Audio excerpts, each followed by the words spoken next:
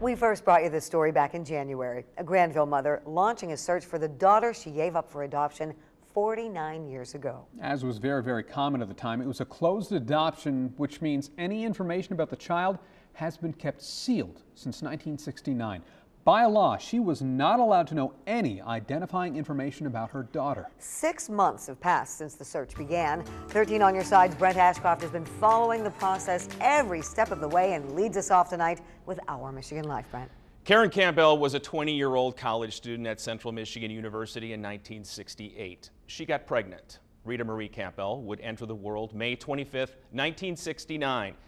It was a big secret. Adoption was thought to be the best alternative. Karen Campbell would soon become Karen Deckgrow. She and her husband John would have 5 children, but that 6th piece was always missing. A day wouldn't pass without wonder and hope. Let's just say there's been a development. 4th of July has always been about family for the Deckgrows. Everybody gets together. My family is everything to me. They've always done it. Wow, nice. Minus one. But in my heart, she was always there. Every Independence Day, they update an image. This one taken in 2017. It looks whole, but it's not. I have a complete, wonderful life, but there's still that piece. There's still that one. It was this day. But I've missed her and wondered about her. The Deckgrows decided talk's cheap. I didn't know how to contact her, how to go about it. Let's take action and find Rita. It took somebody, I think it was Rachel. So I was like, we're doing this. The search launched on New Year's Day. Is this actually going to work? I mean, we were just kind of throwing it out there. And a plea on a poster, a family pose. To social media it went. 15,000 times it gets shared. People that we know in other states said that they saw it on Facebook from a friend. So we thought, well, maybe this will do it. It didn't. We just had to find other avenues, and it wasn't over. Rachel found a court-appointed intermediary to help find Rita. And when it got to that point, that's when it got real. Weeks went by. Wondering intensified. We're excited, and we've anticipated as a child my whole life this moment, and the answer could be no. On April 17th, the intermediary called and said, we've located your daughter. Start spreading the news. Mom called me and said, the adoption agency called me.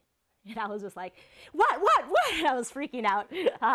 And she said, and they found her. Her name is Carrie. And I got a Facebook message from someone. Carrie Rue was shocked to see that a post-adoption agent had reached out. As an adopted child, that you always think that this day could happen. You just never expected it, especially after 48 years. Her shock would subside. When she said Rita, I knew it was real. Karen and Carrie started exchanging emails. Curiosity got me. I think both sides were doing a lot of Facebook stalking. I was so excited to see how much I looked like my mother. It was like one of the best feelings ever. I can't even, I'm sorry, I'm going to cry. We decided to meet. There was no better way. So I kept watching out the window for her to come. Then 49 years to the day of their first meeting.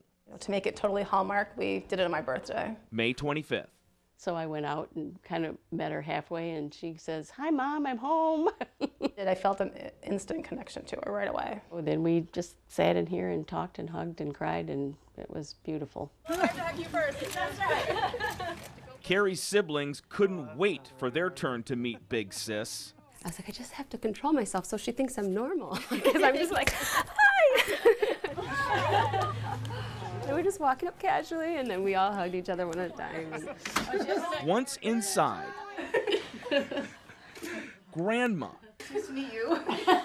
93 years young, met her first grandchild for the first time. Grandma was acting like she was seeing an angel. She showed Carrie something special. I have been praying for you since you were born. Thank you. So true. A prayer card with the name Rita written on it. That was the most emotional part. That was that someone prayed for me for all these years who didn't know me. That was pretty amazing. This 4th of July had a different feel. Is this Jalen? Yeah. Hi. The missing piece A side hug with the baby. Hi, it's good to meet you. Good to meet you too. was found. I'm really, really lucky. Time to update that annual image. To, of course, do the big group picture. Here, Carrie got sit on her lap now. The wondering. Gone. When you look just down the row, like, it was literally the missing piece. She matches us. She looks like us. I mean, she's family. Ready? Complete. I could not handpick better people. Whole. Intellectually, I knew I needed a cat. Yeah, I know, you are me. I couldn't handpick a better mother. Finally. It wasn't just a meeting, and it wasn't just a card at Christmas. It's an encompassing family unit that we want her to be part of, and I think she feels that way. Karen, Carrie, and all the kids have gotten together several times since that first meeting. In fact, Carrie has already been cornered into some emergency babysitting duty for her sister, Kaylee. You can't press the reset button in life, go back in time and recreate memories, but you can make new ones from here, and that's what Carrie and the Deckrell family are committed to do.